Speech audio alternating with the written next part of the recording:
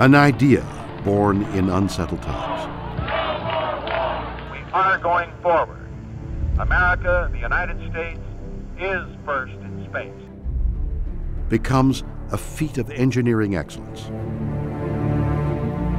The most complex machine ever built to bring humans to and from space. 0 and liftoff of Endeavour. And eventually construct the next stop on the road to space exploration. Request to take the radio call sign Alpha.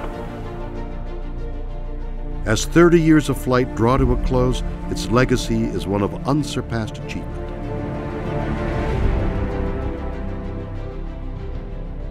NASA Space Shuttle. Space Shuttle Endeavour is rolling out to Launch Pad 39A at NASA's Kennedy Space Center in Florida. In 24 missions, flown over 20 years, Endeavour has logged more than 103 million miles in space. The last of NASA's shuttles to be built, Endeavour prepares for her final flight, STS-134. Endeavour's 6 astronauts have trained for this mission for years. Well before any shuttle reaches the launch pad, however, a staggering amount of work is required. The parts, plans, and people necessary to make each launch span the entire nation. You've got all these people, all these folks that are in their 20s, some of them in their 30s, and they are, no kidding, in charge of some part of the space shuttle, some part of the space station, or some part of the plan. And every one of those people absolutely believes that they are the one that makes the difference on getting those astronauts back down to the ground alive.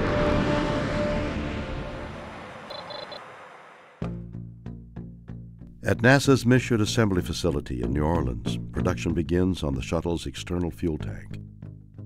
The last of 136 produced here since 1973. Around the same time, in Clearfield, Utah, technicians at ATK Launch Systems start work on the shuttle system's solid rocket motors, or boosters. Fire. Unlike the orange external tank that is used only once, the boosters detach themselves and parachute into the Atlantic Ocean. They are then retrieved, refurbished, and reused on later missions. The shuttle mission's crew is assigned. Right up until launch, a shuttle crew will train in a variety of critical regimens, some basic, others specific to their mission. Simulators, safety and contingency, science experiments, and underwater in the world's largest indoor pool.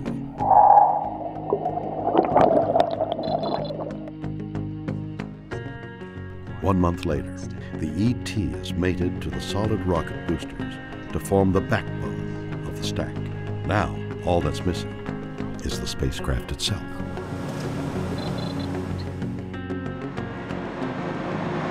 Looking now much like it will at liftoff, the space shuttle is carried to the launch pad atop the 6 million pound crawler transporter at a blazing pace of less than a mile an hour.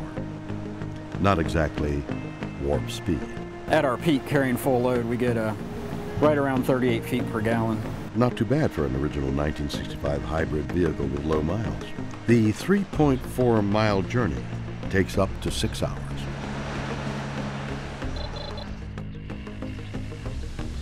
Now on the launch pad, the orbiter is ready to take on its main payload. Testing assures that the multi-ton cargo is secured and safely stowed in the payload bay before the technicians certify the orbiter is ready for launch.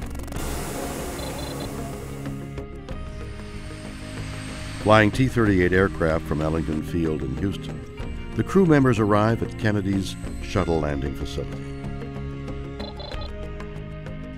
This is the NTD conducting the launch status check. All stations verify ready to resume count and go for launch. OTC, OTC go. TBC, TBC go. ETC. After nearly 3 years, hundreds of thousands of hours logged by engineers, technicians, scientists, seamstresses, electricians, and other program workers across the globe, We have main engine start. 2, 1. Booster ignition.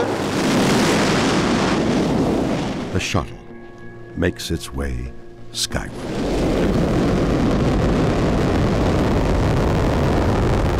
At liftoff, 6.6 million pounds of thrust begin hurtling the vehicle and crew at speeds that'll reach 17,500 miles per hour. The shuttle is like no other machine ever built.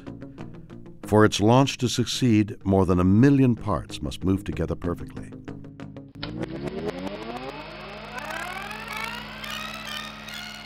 How this engineering marvel came to be is an amazing story that begins in the early 1970s. A new mission is sought for NASA to send humans into space, but Mars, for many the next logical step on the path of exploration, is dismissed as too costly, a destination for a country preoccupied with events back on Earth. Instead, on January 5th, 1972, another destination is selected: low Earth orbit. President Nixon really liked the idea and told the NASA administrator, go do it. And the NASA administrator got a call from OMB the next morning, someone there, and said, hey, what the president really meant to say was, you're going to get this much money, and so do as best you can with the space transportation system. And our choice, logically, was, well, you have to have a vehicle first, and so that was the birth of the Space Shuttle as the first in the 3-part space transportation system. Many designs were considered. Often, they combined the best features of different concepts. One was the use of a lifting body, an aircraft with no conventional wings. Only its fuselage would keep the aircraft airborne and guide it safely back to Earth. At that time, they were looking at having jet engines on the shuttle for landing and for transporting it across the country. They were known as the flying bathtubs. For the first test, the M2F1 was towed behind a car, a souped-up Pontiac. Whitey Whitesides drove that Pontiac across the lake bed at about 120 miles per hour, dragging this flying bathtub behind it. As well as groundbreaking, their tests could also prove ground shaking.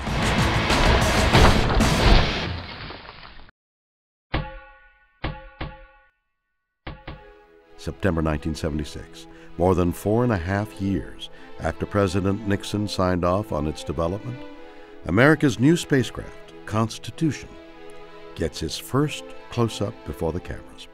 The orbiter itself was well received by the public, but impassioned fans of a particular long-canceled television series called Star Trek wanted it called something else.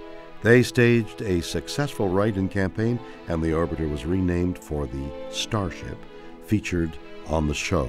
Thus, NASA's new shuttle would be the Enterprise, boldly going as no spacecraft had ever gone before.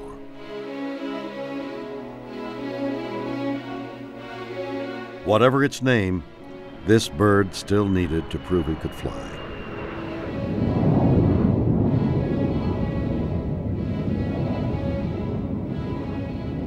In an age before computer simulations, balsa wood models and wind tunnel testing was the only means to test the airliner-sized glider. We put together a very aggressive flight test profile that consisted of data points continuously all the way down. There was not a matter of 10 seconds went by without another either pitch doublet or a rudder kick or an angle of attack sweep. The things that really turn on a test pilot to fly them as accurately as possible. August 12, 1977. On a crystal clear California morning, high above the Mojave Desert, 2 NASA test pilots ready for Enterprise's first flight. The plan was for Fred Hayes, Jr. and Gordon Fullerton to lift the orbiter off a modified 747, then land on a dry lake bed 15,000 feet below.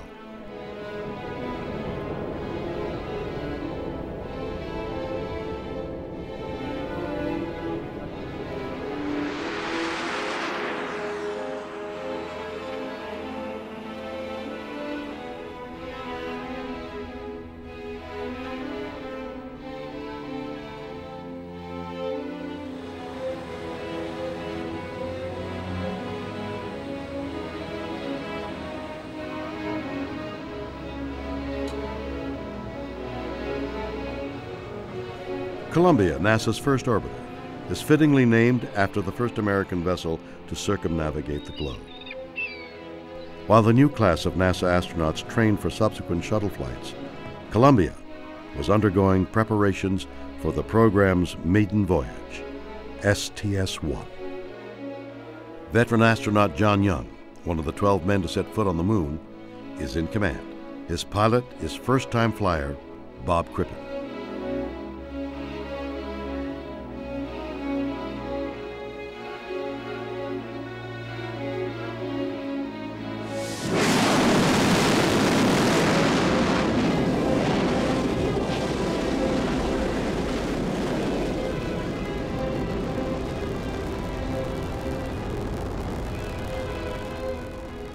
Together they would travel over 1 million miles and circle the Earth 36 times. John used to say, Crip, hey, they're getting ready to light off 7 million pounds of thrust under you, and you're a little bit excited. You don't know what's going on. And both John and I knew what was going on. Launched like a rocket 2 days earlier, Columbia lands as a glider on the dry lake bed of Edwards Air Force Base in California. We do a big turnaround to land on the lake bed for that first flight. And I remember when John went into a bank, a big left bank, I looked down at the lake bed, and there's thousands of people out there. And I said, John, look at all those folks, which had come out to see us land. Anyone who was associated with the program or there just to see the shuttle return, I think felt a lot of pride in our country and our space program.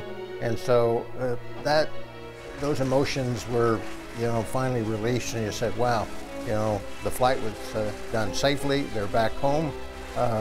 The shuttle really does work. It's a great program. It's got a great future ahead of it.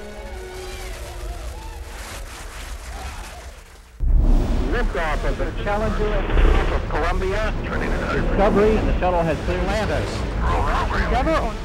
For more than 30 years, the fleet and thousands of Americans dedicated to its safety and success have toiled in exhilarating triumph, heartbreaking tragedy, and most often, quiet obscurity. Their contributions have extended beyond the bounds of space. Among others, shuttle-derived technologies have been used in developing an artificial heart and limbs, three-dimensional biotechnology, a light for treating tumors in children, and improving crime prevention and wildfire detection.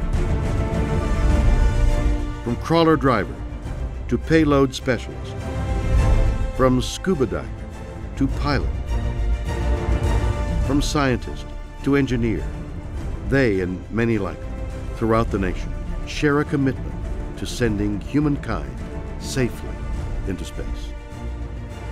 That dedication, as much as any other acclaim, will be the legacy of America's Space Shuttle. I think will be remembered in thousands of years, as perhaps the most incredible technological feat of humans of our time. As is the order of life, an ending for the Space Shuttle becomes a beginning for a space-bound successor. Soon, America will again send astronauts into orbit and beyond to do what NASA does best: